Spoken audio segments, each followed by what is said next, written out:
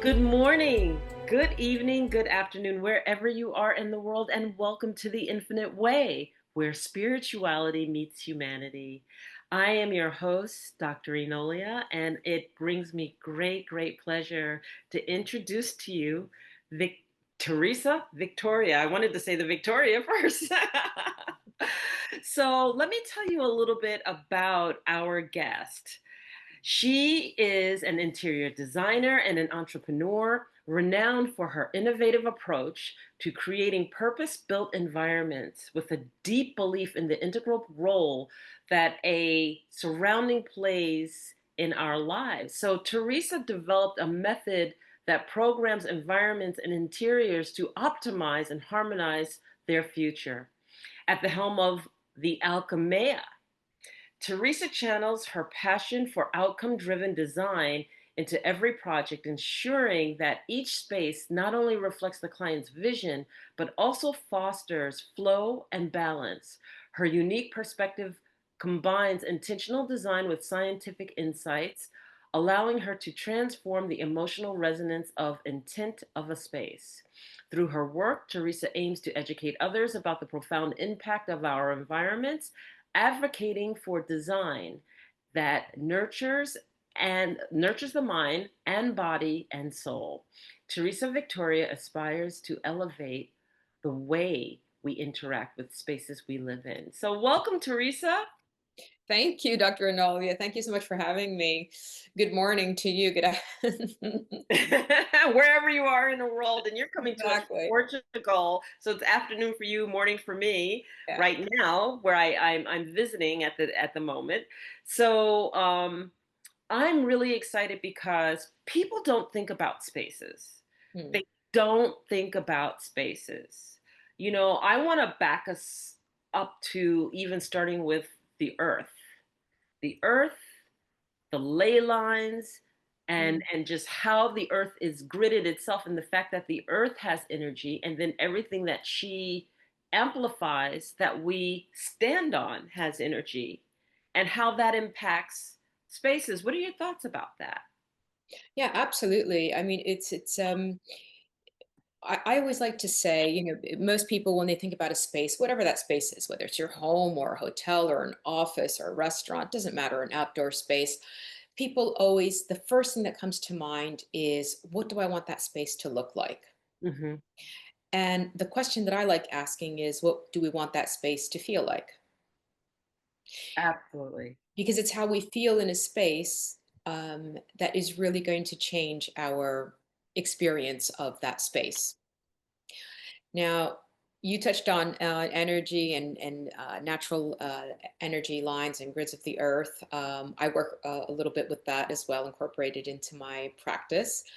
So the earth, of course, has the natural energy lines, ley lines, and other Curry lines, Hartman lines, lots of different energy lines. And also, we have, energy that comes through streams of water that may be coming underneath our spaces.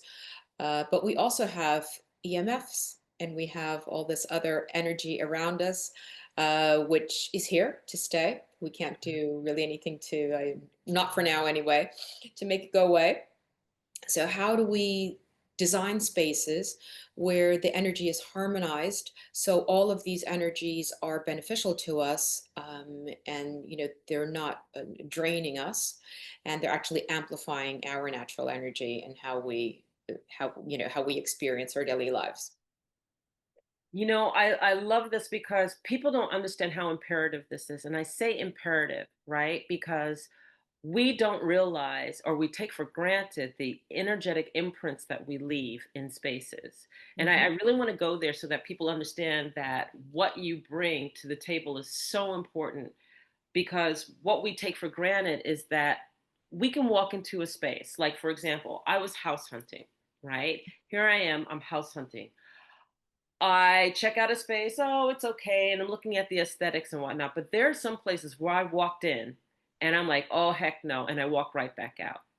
And the reason I walk in and walked out is because the back of the hairs of my neck stood up. Mm. Whatever took place in that home prior to me being there left such an energetic imprint of negativity Mm, I don't know if they were fighting. I don't know if they were angry. I don't know if some a traumatic event took place there. I don't know what took place there, but mm, there was an imprint such that the moment that I walked in, it put me on edge. It made me uncomfortable. It made me feel like I was not welcomed mm. and I Interesting. shouldn't be there. And I'd like to talk about us as energy beings and the energetic imprints that we leave in spaces such that spaces are marked in that regard. Can you elaborate a little bit or talk about that a little bit? Yeah, absolutely. I mean, we all have intuitive abilities. Some of us are not so. Some people are not so able to tap into it. They think they can't tap into it because their minds don't slow down. So Right. any one of us, when we slow down, we calm, we meditate, we put ourselves into a state where we can become more sensitive to these energies. And what you were saying about walking into a space and either saying it feels amazing.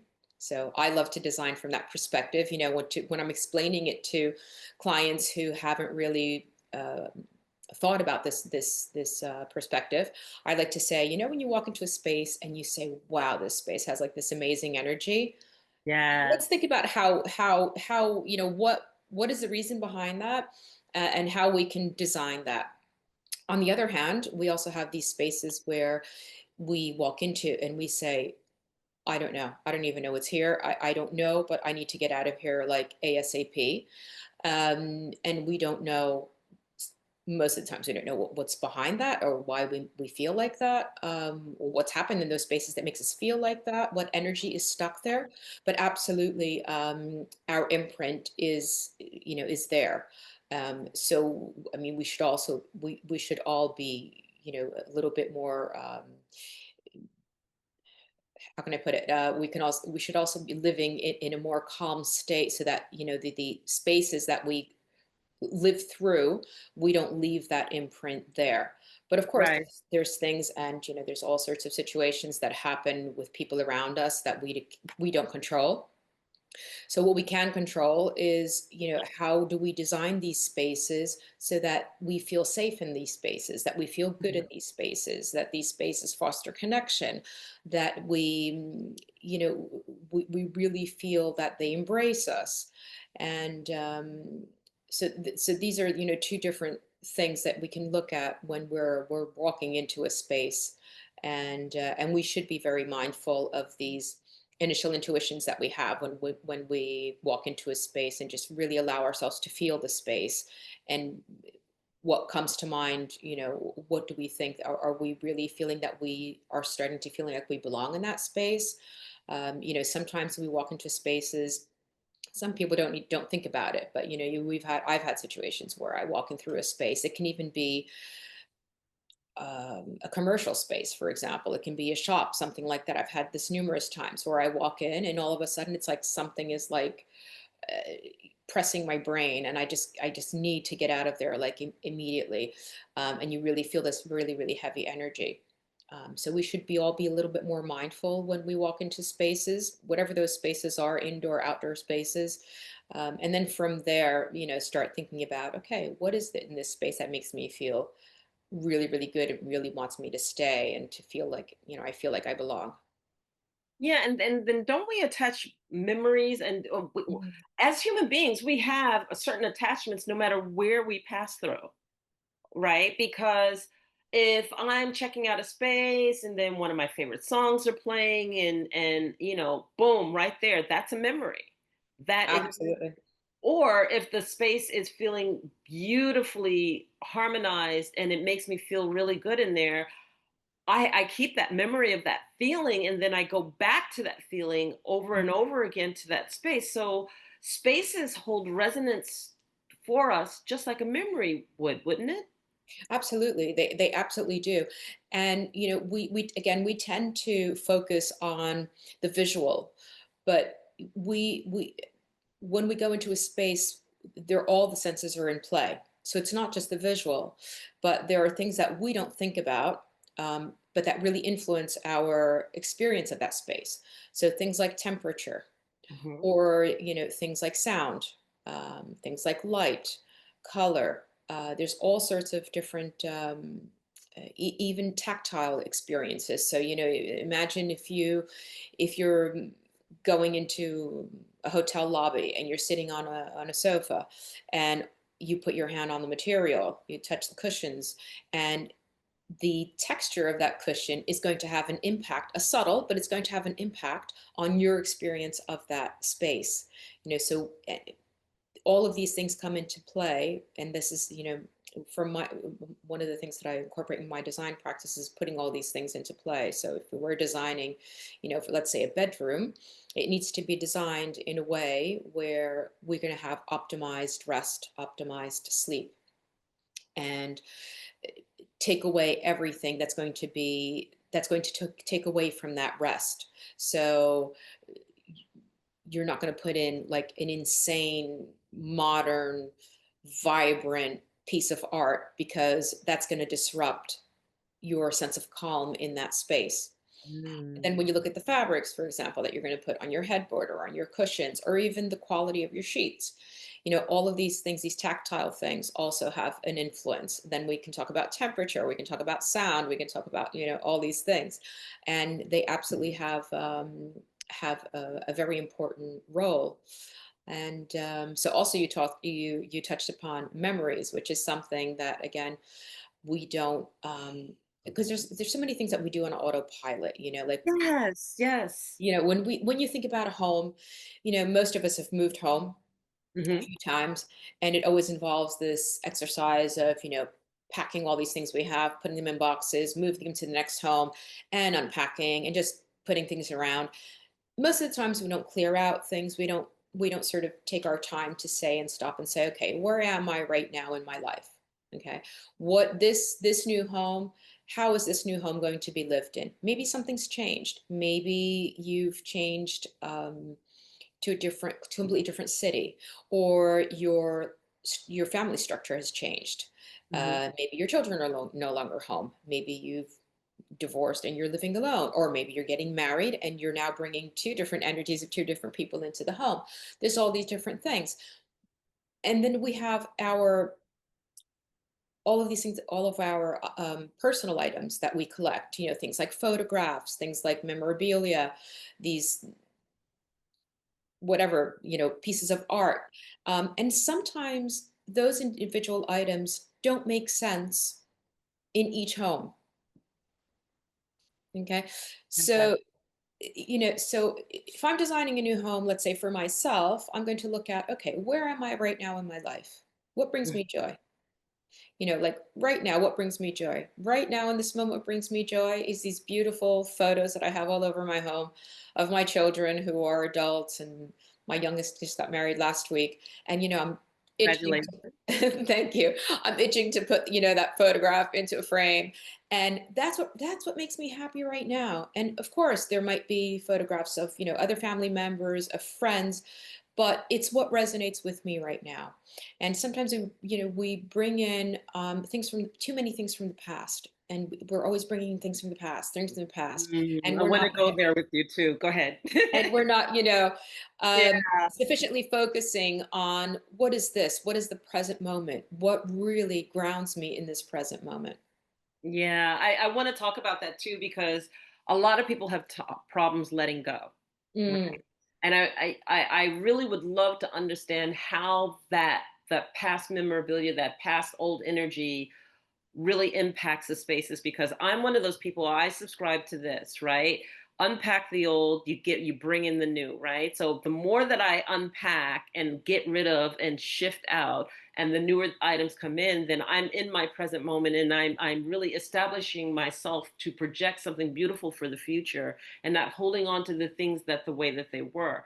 That's me, I've always been like that. And then, I'm one of those people like after I've been in my home for about 3 or 4 months, I'll shift and change the front room furniture every 3 months, every 4 months, just because I get bored with it. One, it feels stagnant, and mm. I just feel like I have to shake things up. But, are those practices good or like, No, what do those. they mean in the mainstream of things? Yeah, I mean that's amazing that you do that, and that's what all of us should be doing. Um, Really? Okay. Absolutely. So I'm going to say two things.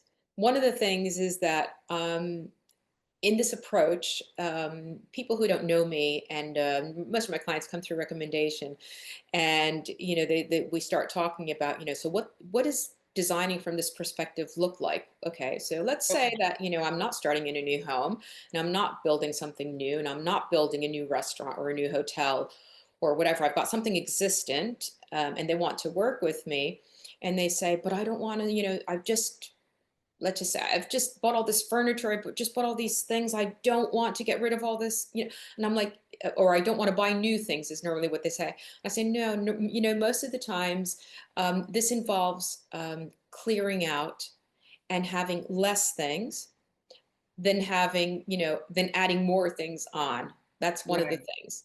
And on that note, I just like to mention a very, very interesting perspective that I heard many times in 2020 and 2021. So we were just post COVID, and I'm based in Lisbon, Portugal. And because we were such an appealing destination, many people moved here during COVID, and I met a number of very, very beautiful, interesting people who moved here. And the obvious question is, why did you move here? They give you all these great stories and all this stuff.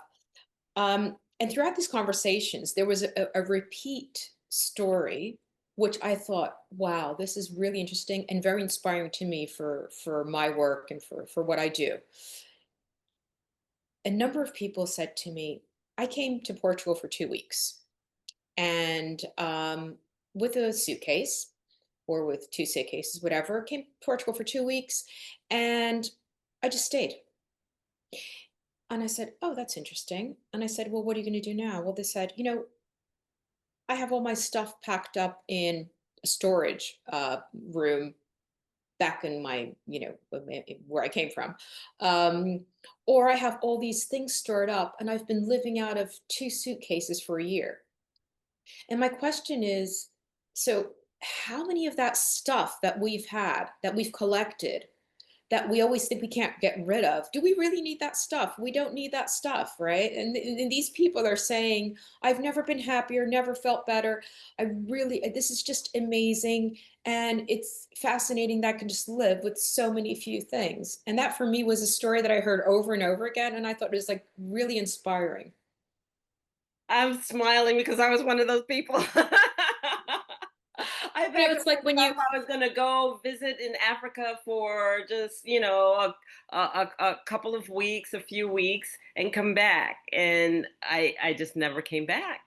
I just no, never came back, and then it established living there, et cetera, et cetera.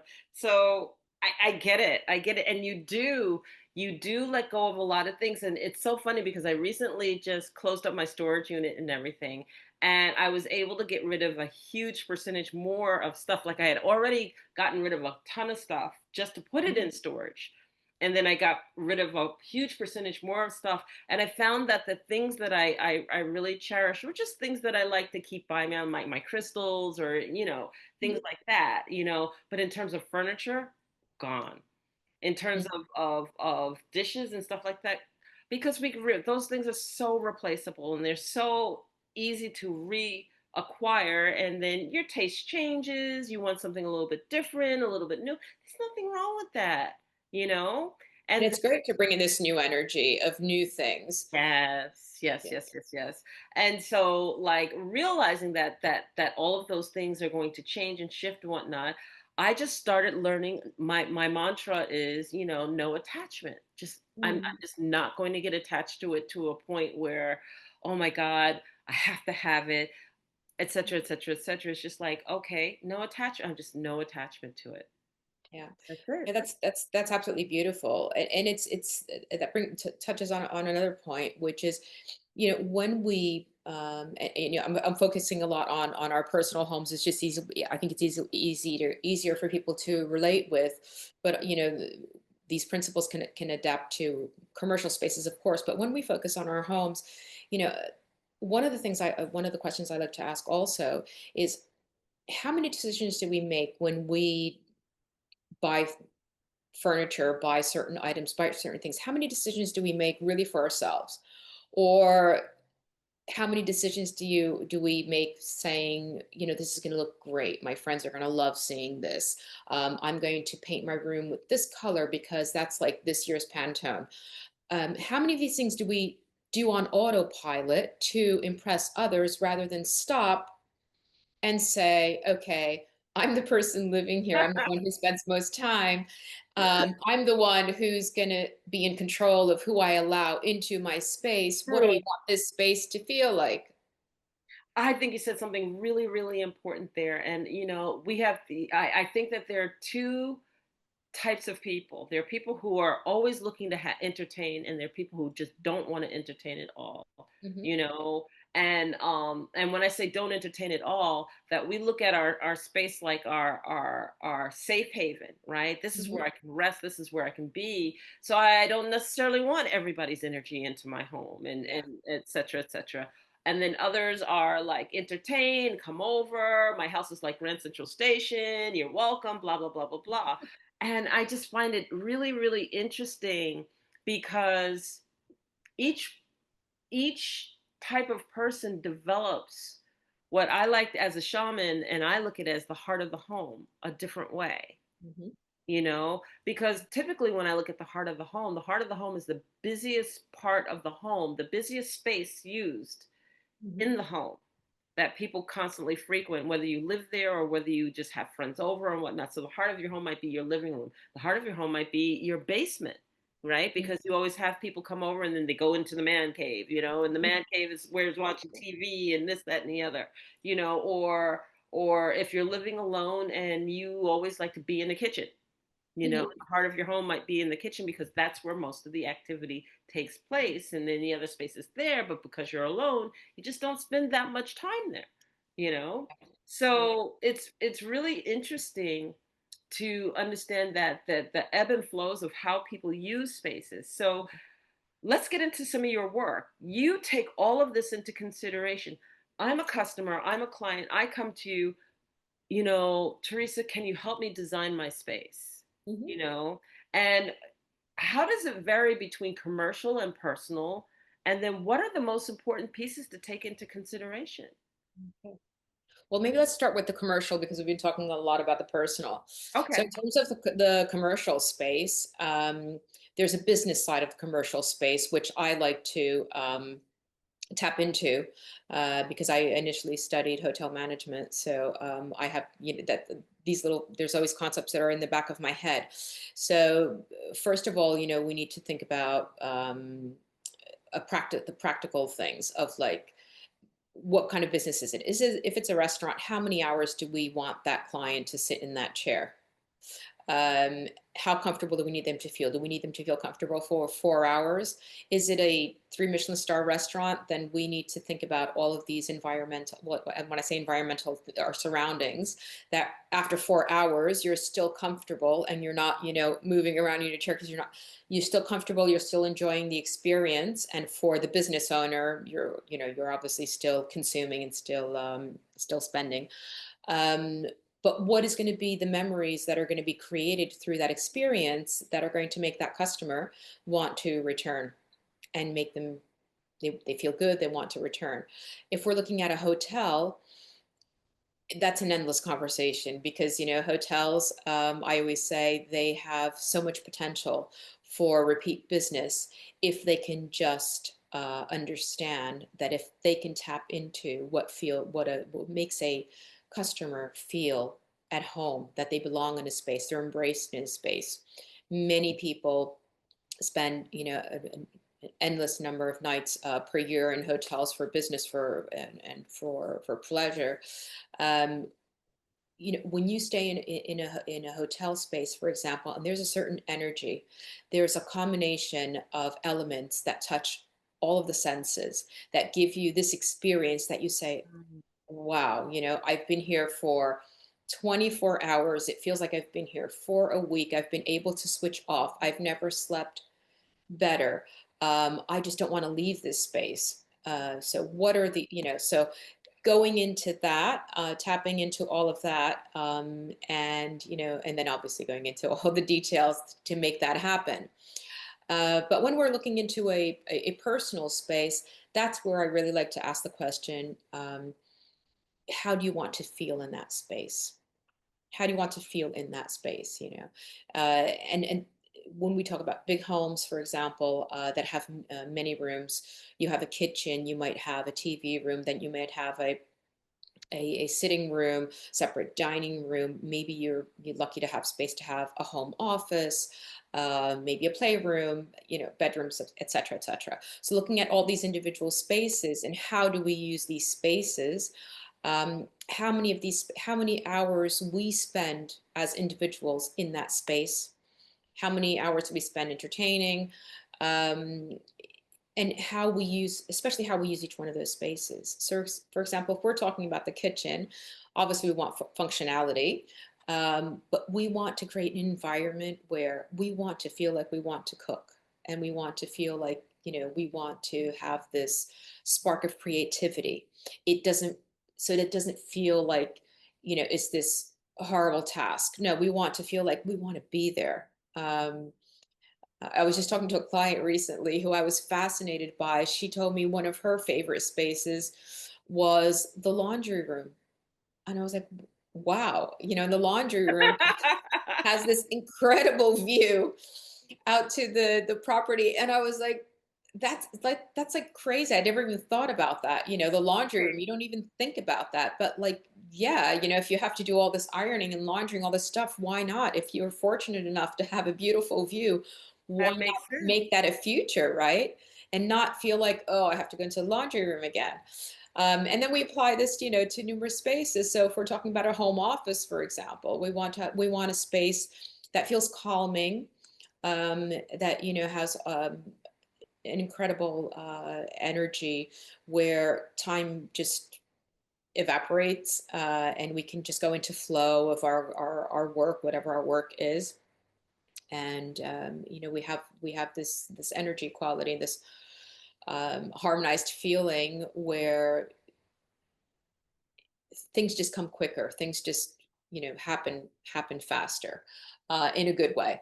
um, then we go into spaces like, for example, the bedroom. Again, that's another, for me, that's one of the most important rooms in the home, because it's Mhm. where we all spend most of the time. Yeah. um, eh, that takes me to another point, which we don't often think about where and how we spend what we spend in our homes. Nobody questions, if you want to buy this incredible new sports car, nobody's going to question how many hours do you sit in that sports car per day, right? You might spend like maybe 15, 30 minutes, maybe an hour, but nobody spends 8 hours a day in that sports car. And yet, if I say to someone, spend $10,000 on a mattress, they're going to look at me like, are you crazy? Exactly. You Yeah. know? Yeah. Yeah. Yeah. um, but it's like the bedroom is one of the most important spaces. So I've had clients who, say, oh, I'd love to. I haven't been sleeping that well, but they don't really make a big thing out of it, because most of us, most people around us say, oh, I'm not sleeping that well. That's one of the biggest, I think, one of the biggest complaints that we hear every day. And I've had clients that I work with more in harmonizing the energy of their homes. The first place where they really feel the impact is the bedroom, because Okay. that's where they're more in a more rested state. And when there's this harmonization of the energy, um, all my clients to date have felt the impact, overnight. You know, the next day they're calling me. They're saying, "Wow, I cannot remember. I don't know what you did. I cannot remember having such restorative, relaxed sleep." I've had clients who said to me, "I haven't had lucid dreams for more than 2 years, and suddenly there's this sleep state that I'm in that they just can't explain it, and it has to do with the energy of the space." Um, Well, let's talk about that a little bit. Let's unpack that a little bit because when I hear about the corrective energetic space, I think of biogeometry. That's the first inclination that comes to me. And for those who don't know what biogeometry is, Dr. Ibrahim Karim worked with certain physics respects of energy in terms of being able to create particular pieces that can shift how Mhm. the energy flows in a particular room. Is it the Mm. same thing? Is it a little bit of that plus something else? Talk to us a little bit about your approach and your methodology to correcting energy states. And the reason I brought up ley lines in the beginning also was because I've always been told if there's certain ley lines running through the middle of your space and you're Mhm. having a very adverse reaction to it, that there's a way to correct that also. And I've only heard about it through biogeometry, but I'd Mm. love to hear and explore and understand a little bit more. Yeah, there's certain. So I studied biogeometry in the last 4 or 5 years, Okay. and just love the approach because it's not woo woo. It's scientific. Yeah. Dr. Kareem has dedicated his life to biogeometry and to developing, these approaches that have incredible results. And basically is just looking at the resonance, the frequency and the resonance of angles, of certain shapes, of certain colors, of certain combinations of numbers. All of these things have a certain energy quality, and depending on, the room, and there's techniques to pick up on, what approach is best to be used. If it's a combination of numbers, if it's a combination, if it's a different, combination placing of colors, or if it's a placing of certain angles, this has a measurable uh, energy quality that can be used to optimize the energy and to harmonize the energy in the space. And this is something that I use in combination with other things. So I use other techniques as well. Not techniques, I mean approaches in terms of these things that have to do with the senses, of bringing in, all of more of the design elements in terms of um, it can be fabrics, it can be um, different kinds of items, but it can also be, for example, furniture that's designed to certain proportions, which will have a certain energy quality. And all of this together really does harmonize the energy of a space. Now, when you talk about ley lines, I recently visited a client's home in Denmark, and she has I've never been in a home like that. The setting is beautiful. It's a beautiful cottage set on the edge of the water, between Denmark and the northern shore of Denmark, facing Sweden. And it's just insane because it has a ley line going straight through the middle of the home, straight through the middle of the living room. And when I visited, I don't think I can't remember being in a space where the energy was so intense, not in a bad way, in a good way, but it was so intense going through that. But because of that, the intensity of that energy going through the home, on the first floor in her bedroom, which is just off of this placement of this ley line, she wasn't really getting enough restful sleep. And so I used some principles within color and combination of, sometimes it can be very subtle things that can really change this energy quality to optimize it. And so there's ways to harmonize it. So with the thing that I love about biogeometry is, whereas in feng shui, for example, you need to move furniture around and move things to different places. In biogeometry, through these angles and these shapes, um, using working with these resonances, you can really change the energy of the space without having to move anything around. I mean, if you have, if you have your bed on top of a negative energy line, then you really should move it. But there are ways to harmonize that energy so it's not detrimental to your health. Right, right, through biogeometry. I am familiar with that. That's wonderful in the respect that it gives you a lot more flexibility because feng shui is just like your couch has to face this way, and it's just like, okay, well, it's facing the corner, and that that doesn't appeal to me, and I really don't want it to be that way. But this is what works, And Yeah. then as vibrational beings and energetic beings ourselves, I understand that everything is energy and everything Mm. gives off a vibration. And what I think I love the most about biogeometry is that you can measure that. So it takes a special art and a special, talent to really bring all of those particulars together so that you have an overall harmonic resonance that is Mm. appealing to the physical container that we're in, to make sure that we just flow with it versus the fact that, okay, so my color is red and red's my favorite color and I want everything red, and it's just like, oh, no, no, no, no, no, no. Bring in some of those blues or those hues that are they're Mm. calming and warm, and Mhm. and tone that fire down a little bit, because you don't want to be bouncing off the walls all of the time. Yeah. And that's interesting that you have to select. How do you deal with people with when, because we have our favorite colors, and it's just like, oh, I love my hues of this, and this, and how do you work with that?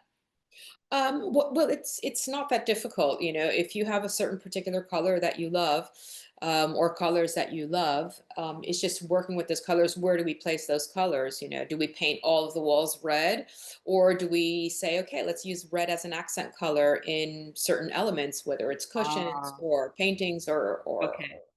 yeah, that's interesting that you bring that up. It reminds me of a project that I worked on a couple of years ago in Paris with a client of mine whose absolute favorite color is pink.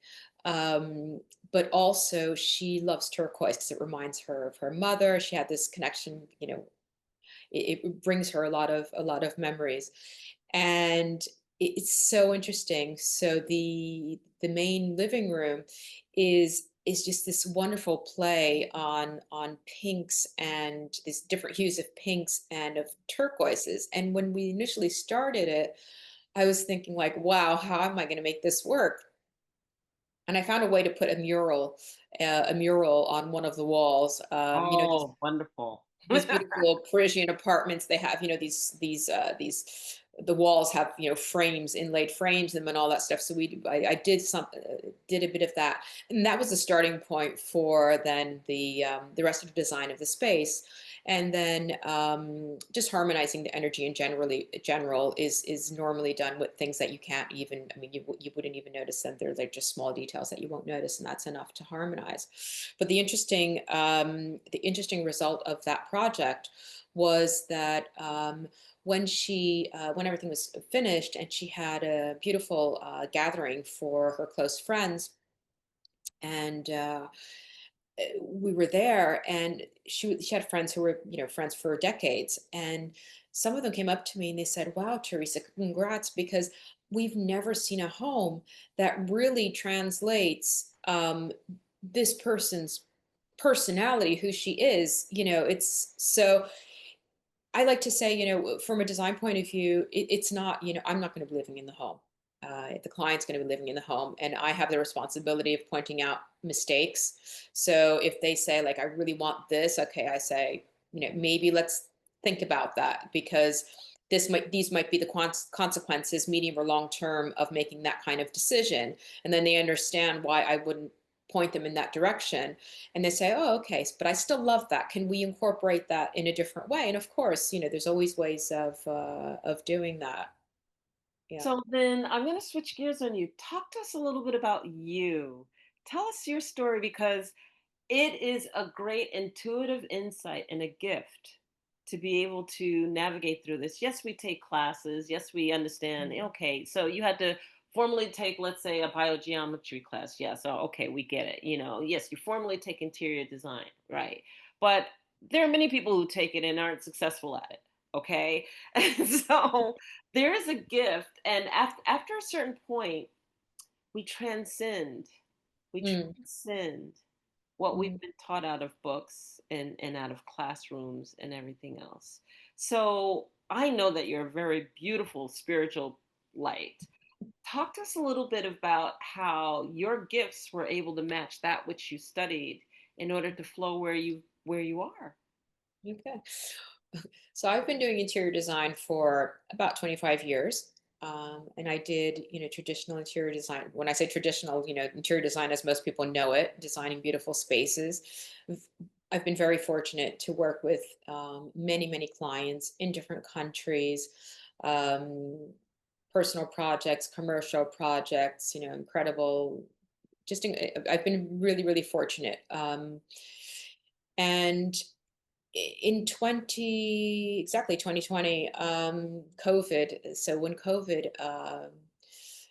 happened and we were all, in that bubble of, Yeah. just I think time just stopped in that bubble. I had gone through a personal life change myself. So I was living by myself for the first time. I had never lived by myself. So that was during, these lockdowns. I was in this apartment, which was not very big, but had a beautiful outdoor space. And when I moved to this apartment, and this was all during COVID, I was like, how do I, what do I really, I'm going to just start from zero. And what do I need to feel good in this space? How do I want to use this space? So I knew I wanted, to have um, a great dining space for my family, for my friends, for these gatherings, and just. But how then do I want to rest? And how do I want to relax when I'm home alone? I'm going to be spending a lot of time alone. So I started from that started me thinking about a lot of different things. And during this stage, um, with something completely not related to anything design wise, I did a mentorship program for personal development based on neuroscience. And it was fascinating to me how we're always on autopilot on everything in our lives. And there's all these concepts about the senses and how, well, not concepts, they're proven scientific. Um, Elements that we do things that we don't think about and how they influence us and how they influence how we live. I'm just going to give you an example. It is scientifically proven that people who live in a messy environment, whose homes are always not tidy, Right. and the Yeah. environment is messy, it's scientifically proven that they are 50% more prone to crossing a red line. Oh, okay. And this is just an example of like so many different things. And I thought, wow, there's actually these principles that would be really cool to think about them in terms of interior design and how we think about our spaces, how we design our spaces. So that sort of started me sort of thinking and thinking. And then from there, all the research that I went into, and then started tapping into biogeometry, and then did biogeometry trainings.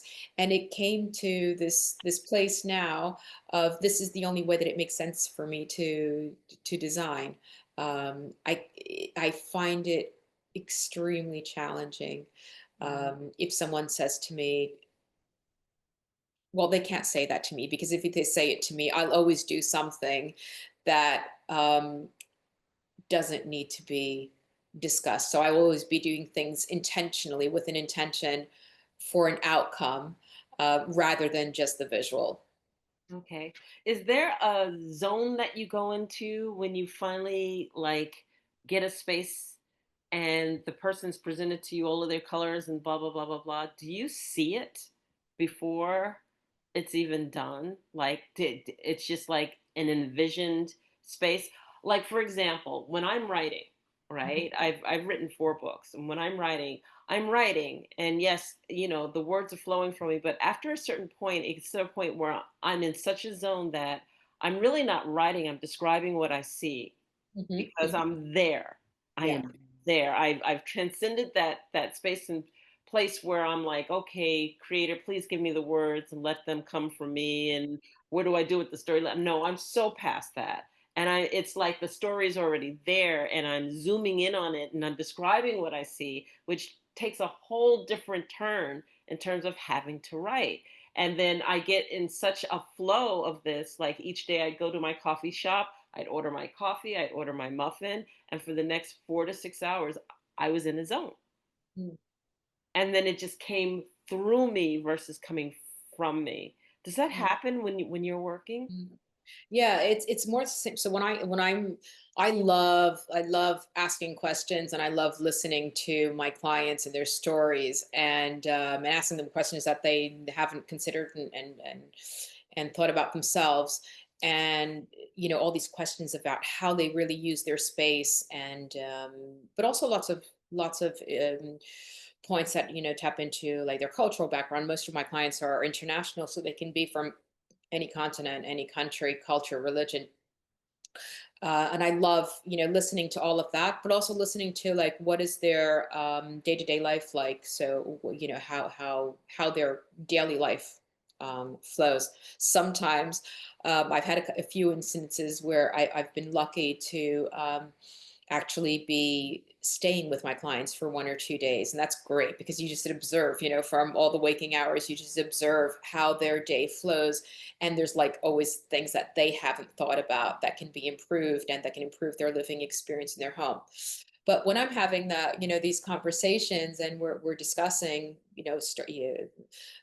past the questions, and then them telling me, but I really want to incorporate this, or I really hate that, and then I have, I've just inherited all this art and I need to put this up, and we're looking at all these different elements, and I start in my mind, I just it's difficult because I process the image quicker than I can verbalize.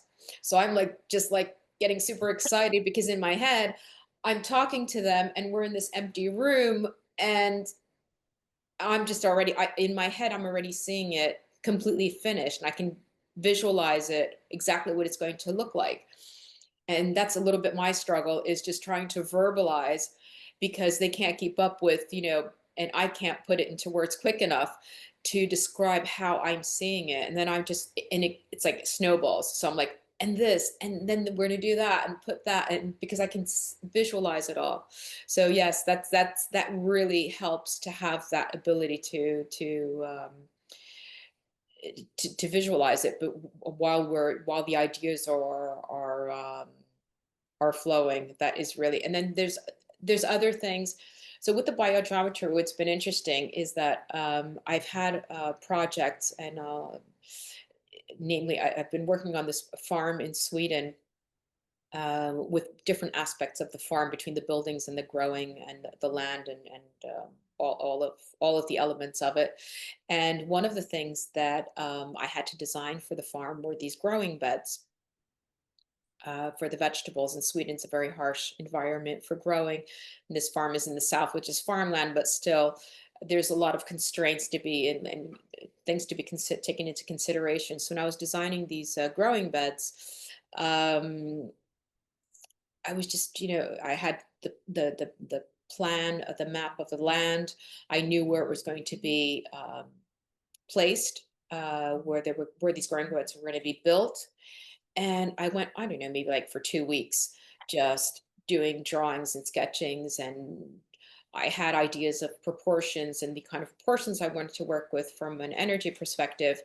But the layout, I don't know, I just went back and forth with drawings and drawings. And it wasn't until I was, a couple of weeks later, when I got there and I was standing actually on the point of the land, it was just instant. It's just instantly in my head, this image just of what it needed to look like. And that's what's there. That's what's there now. Um, yeah, so that's something that I wasn't expecting when I started designing in this way, but it's definitely becoming more and more frequent. Yeah.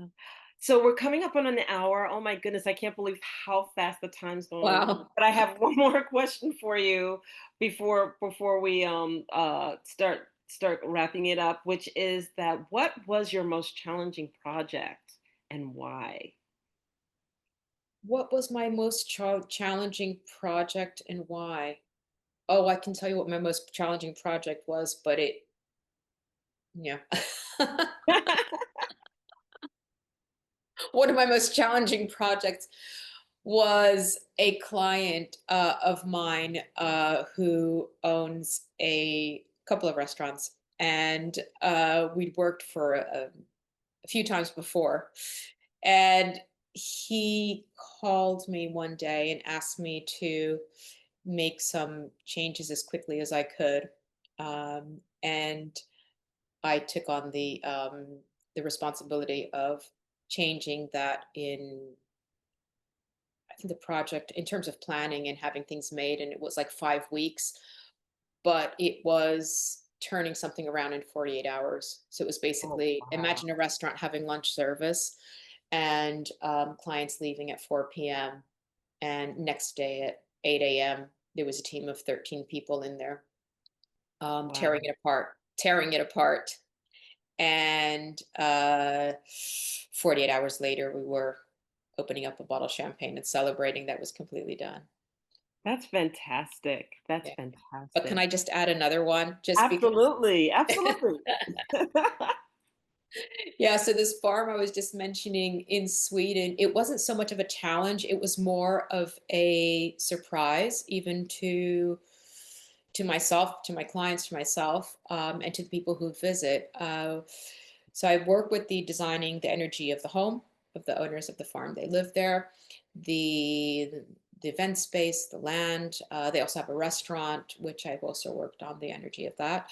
But this designing worked with the designing the energy of the greenhouse and of the growing beds, and the results were just so interesting. So they had, because it was designed from like just creating this certain energy without knowing what was going to come of it. Um, Hmm. and it was just so interesting. They had tomatoes, which were like 1.3 kilos.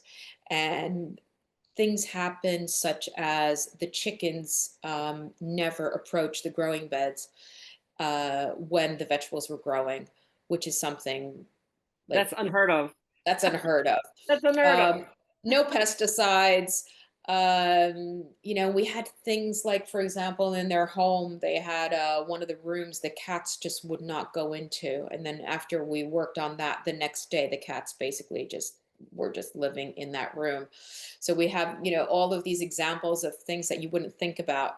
And these growing beds, they create this energy field, which people who are very sensitive to energy, they get to the front gate of the farm and there's people who've stopped and they've said, wow, like what is going on here, because I can feel the energy just parked outside. So that's been quite special. And you are quite special. Oh, thank you. Thank you. I'm so sorry we have to wrap this up, but I've so enjoyed the conversation. Oh, me And too. Thank you. Teresa, if people wanted to reach out to you, if they wanted to engage your services, if they wanted to speak with you about their spaces and places that they're grooming to, how would they reach you, or how would they learn more about you? Um, yeah, they can reach me through my email or website. I'm sure we can add it on to. I We'll think add it into the we can add it into description. the bio. They can reach me through there. I'm always available for no obligation, free of charge, initial conversation, phone conversation to discuss, to see, what they're looking for, what they're looking for to improve. Also to see, sometimes we're not aligned to work with the same people, so it's good to feel that you're aligned to work with the same with the person that you're choosing to bring into your business or to your home to work with. So beautiful. Thank you. It was such a pleasure. Thank you so much. Oh my goodness, thank you. And thank you for sharing your expertise, your light, your beacon of light, because see, for every space and every place there's an expertise and there is a gift that just amplifies that which should be. So we thank you for what you do and your contribution across the board. And Thank you. I hope you've learned a lot here because what Teresa brings is so, so, so, so important. Everything has energy. Everything has energy. Absolutely. And we take so much for granted. And we need to understand that when we move into a space or we're designing or building a home or a space or a place or a business, and you're going, well, why doesn't my business work? Why doesn't my business just function? Did you just grab it and then just restock it and start running it? Did you take into consideration energetically why it may have fell in the Mhm. first place? So all of these pieces actually play a role in the overall harmony and harmonization of what we're trying to achieve. Can I just add one little thing, one little point to that? Absolutely. Is that even within the interaction of the people who are in that space. It's exactly, exactly. And finances are energy. So if you want everything to flow, step back and take the time to make sure that your space is harmonized. Step back and make sure that you're attracting those that would amplify and contribute to that harmonization, and you'll find everything flowing. What a joy. Thank you so much for the conversation. Thank you. Thank you again. So, if you like this episode, please like us, subscribe to us.